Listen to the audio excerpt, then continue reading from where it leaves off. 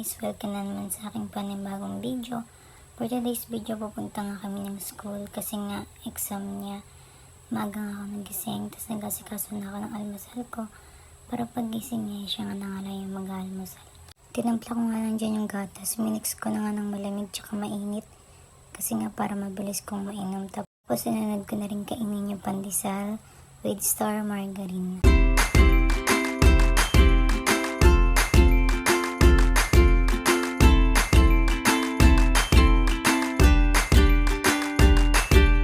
Kumain eh dahil tulog pa nga sila, kaya nga pinatay ko muna yung ilaw sa baba. Tapos pumunta na rin ako ng kwarto para nga gisingin siya kasi nga ng oras na. Tapos nga namin mag-asikaso yung umalis na rin kami kaagad.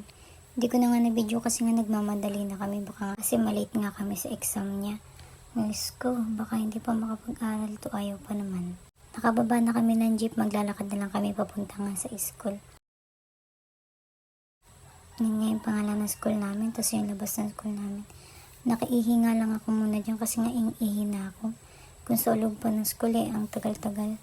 Tapos kumain na rin kami niyan sa karinderya muna kasi nga mamaya pang 2 PM nga kasi yung start ng exam nila. Nung oras pa nga lang yan, nakarating na kami sa school. Kaya naman kumain muna kami ng partner ko para nga hindi siya tulaladan pagsagot ng exam.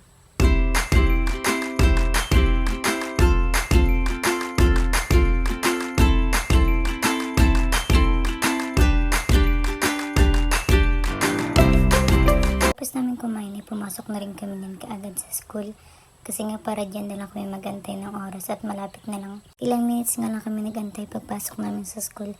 Tinawag naman na kaagad sila para nga papilahin at papasukin na din sa loob. Tagal nga matapos ng exam niya kasi nga 2 to 4 PM yun.